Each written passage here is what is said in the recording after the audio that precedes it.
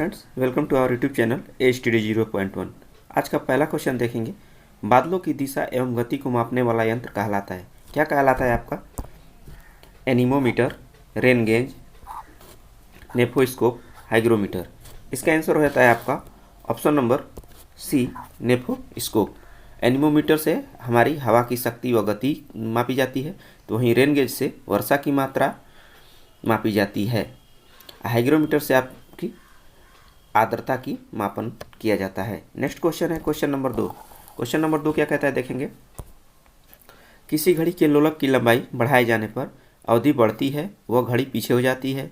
Option number B कहता है अवधि बढ़ती है और घड़ी आगे हो जाती है। अवधि घटती है वह घड़ी पीछे हो जाती है।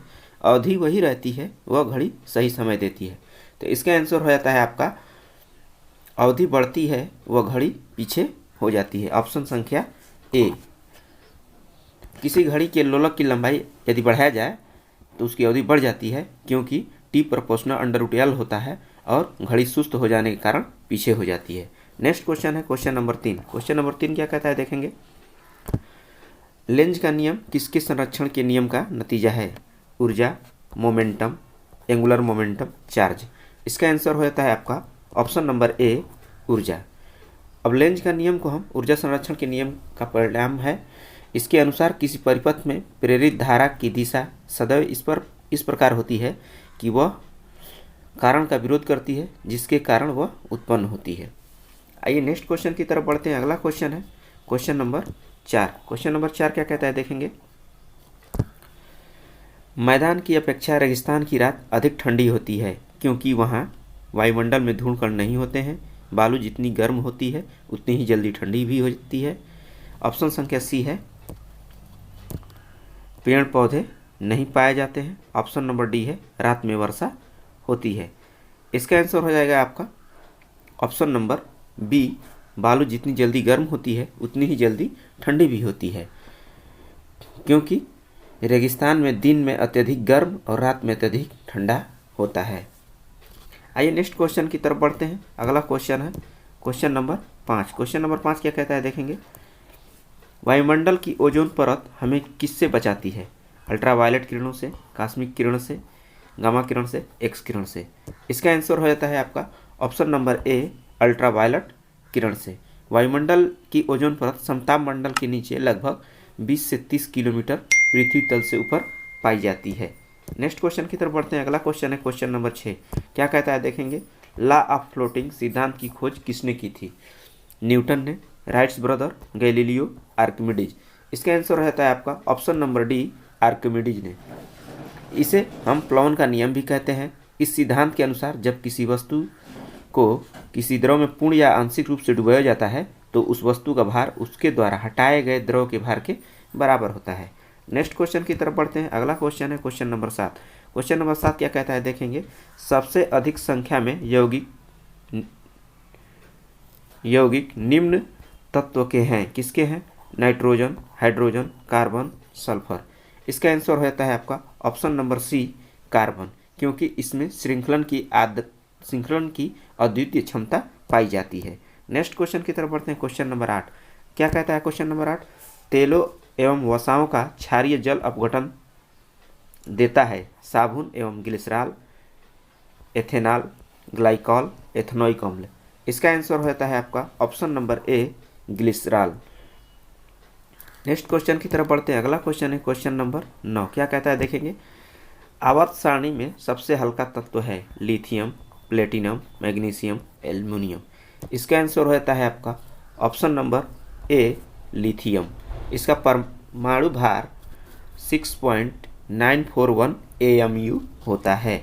नेक्स्ट क्वेश्चन की तरफ बढ़ते हैं। अगला क्वेश्चन है क्वेश्चन नंबर 10। क्या कहता है। निम्नलिखित में से कौन सी निष्क्रिय गैस है? Nitrogen, chlorine, argon, hydrogen.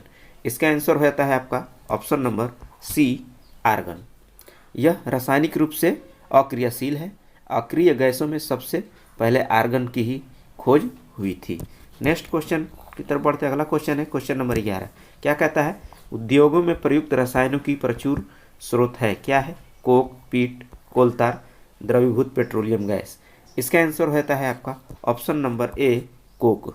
आइए नेक्स्ट क्वेश्चन की तरफ बढ़ते हैं। अगला क्वेश्चन है क्वेश्चन नंबर 12 क्या कहता है, निम्नलिखित में कौन विषाणु के द्वारा होने वाला बीमारी है? हैजा, टिटेनस, पोलियो, गोनेरिया। इसका आंसर होता है आपका option number C, polio.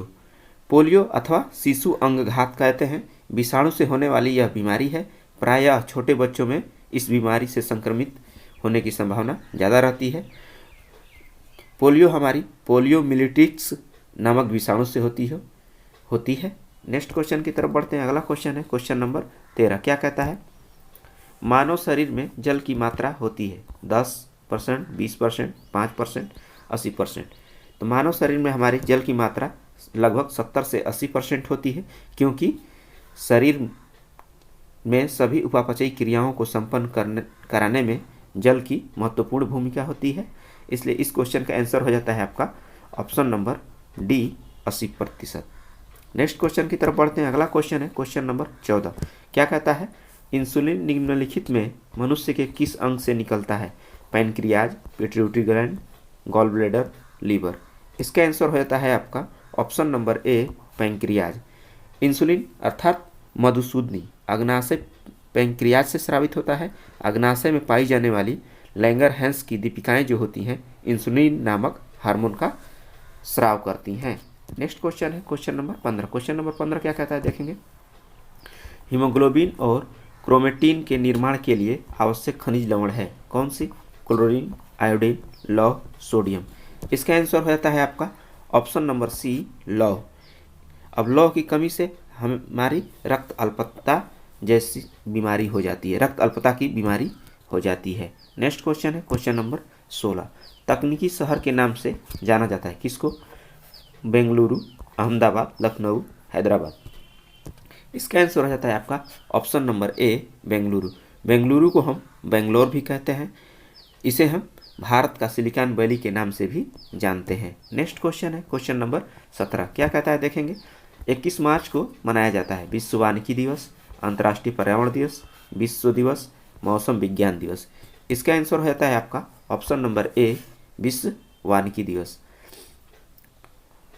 Next question की तरफ चलते हैं। अगला क्वेश्चन है क्वेश्चन नंबर 18। क्वेश्चन नंबर 18 क्या है देखेंगे, कौन सा जिला अंतर्राष्ट्रीय सीमा से मिलता है? कथुआ, डोडा, भरतपुर, उदयपुर। इसका आंसर हो जाता है आपका ऑप्शन नंबर ए, कथुआ। कथुआ आप कहाँ स्थित है? आपका कथुआ आपका जम्मू कश्मीर में स्थित है। जम्मू कश्मीर का द्वार कहा जाता है कथुआ को। यह जिला पाकिस्तान की सीमा से स्पर्श करता है। नेक्स्ट क्वेश्चन है क्वेश्चन नंबर 19 क्या कहता है, भारतीय सैन्य अकादमी कहाँ स्थित है? देहरादून, जबलपुर, भोपाल, इंदौर। इसका आंसर हो जाता है आपका ऑप्शन नंबर ए, देहरादून। नेक्स्ट क्वेश्चन की तरफ, देहरादून हमारा कहाँ स्थित है? आपका उत्तराखंड में। नेक्स्ट क्वेश्चन की तरफ बढ़ते हैं। अगला क्वेश्चन है क्वेश्चन नंबर 20 क्या कहता है देखेंगे, भारत के राष्ट्रपति के बारे में असत्य है क्या? न्यूनतम आयु 35 वर्ष, कार्यकाल 8 वर्ष, त्यागपत्र उपराष्ट्रपति को देता है, महाभियोग से हटाया जा सकता है। तो इसका आंसर हो जाता है आपका असत्य पूछा है, तो इसका आंसर हो जाता है आपका कार्यकाल 8 वर्ष, जो 8 वर्ष नहीं 5 वर्ष होता है। पद ग्रहण करने की तारीख से 5 वर्ष का होता है। अब महाभियोग, राष्ट्रपति व महाभियोग किस अनुच्छेद के तहत लगाया जा सकता है आपका? तो अनुच्छेद आपका 61 के तहत लगाया जा सकता है। राष्ट्रपति कार्यकाल 5 वर्ष का होता है। ये किस अनुच्छेद में है आपका? तो 56 में। और वहीं आता है निर्वाचित होने का, तो आपका हो जाता है 58 में। नेक्स्ट क्वेश्चन की तरफ बढ़ते हैं। अगला क्वेश्चन है क्वेश्चन नंबर 21 क्या कहता है देखेंगे, संविधान की संरचना की परिकल्पना का उद्भव सबसे पहले कहाँ हुआ? France, Switzerland, Britain, Japan. इसका आंसर हो जाता है आपका ऑप्शन नंबर सी, ब्रिटेन। 1608 ईस्वी में आपकी परिकल्पना का उद्भव हुआ तो ब्रिटेन में हुआ था। इसे मूर्त रूप ग्रेट ब्रिटेन के प्रभाव वाले जॉर्जिया में दिया गया था। आइए नेक्स्ट क्वेश्चन की तरफ बढ़ते हैं। अगला क्वेश्चन है क्वेश्चन नंबर 22 क्या कहता है, राजपूत राज्य मेवाड़ की राजधानी कहाँ थी? अजमेर, चित्तौड़, जोधपुर, जैसलमेर। इसका आंसर हो जाता है आपका option number B, Chittor. Mewar पर सिसोदिया वंश के शासकों का शासन था। आइए नेक्स्ट क्वेश्चन की तरफ बढ़ते हैं। क्वेश्चन नंबर 23 क्या कहता है, भारत में रुपए का सिक्का किसने प्रारंभ किया? अकबर, चंद्रगुप्त मौर्य, शेरशाह सूरी, औरंगजेब। तो इसका आंसर हो जाता है आपका option number C, Sher Shah Suri. अब मुद्रा टंकण के इतिहास में शेरशाह सूरी का महत्वपूर्ण स्थान है। तो चांदी के रुपए का प्रचलन सर्वप्रथम शेरशाह ने ही किया था। शेरशाह का रुपया शुद्ध चांदी एवं मानक मुद्रा हुआ करता था। बाद में अकबर ने इसी आधार पर मुद्रा प्रणाली का विकास किया। शेरशाह के कार्यकाल को हम भारतीय मुद्राओं के इतिहास में एक परीक्षण काल के रूप में जानते हैं। नेक्स्ट क्वेश्चन की तरफ बढ़ते हैं। अगला क्वेश्चन है क्वेश्चन नंबर 24 क्या कहता है देखेंगे। किसने कहा था मध्यरात्रि की टंकार पर जब संसार सोता है भारत अपने जीवन एवं स्वतंत्रता के लिए जाग उठेगा? महात्मा गांधी, सी राजगोपालाचारी, जवाहरलाल नेहरू, राजेंद्र प्रसाद। इसका आंसर हो जाता है आपका option number C, Jawaharlal Nehru. 15 अगस्त 1947 को देशवासियों को संबोधित करते हुए जवाहरलाल नेहरू ने यह कहा था, मध्यरात्रि की टंकार पर जब संसार सोता है भारत अपने जीवन एवं स्वतंत्रता के लिए जाग उठता है। आइए नेक्स्ट क्वेश्चन की तरफ बढ़ते हैं। अगला क्वेश्चन है क्वेश्चन नंबर 25 क्या कहता है देखेंगे। मध्य प्रदेश कितने राज्यों से घिरा है? 5, 6, 7, 8। इसका आंसर हो जाता है आपका ऑप्शन नंबर ए, 5। अब कौन कौन से राज्य घिरा है? तो आपका मध्य प्रदेश के उत्तर से उत्तर में उत्तर प्रदेश है, और छत्तीसगढ़ आपका उत्तर पूर्व से है। तो दक्षिण में महाराष्ट्र है, और पश्चिम में राजस्थान तथा गुजरात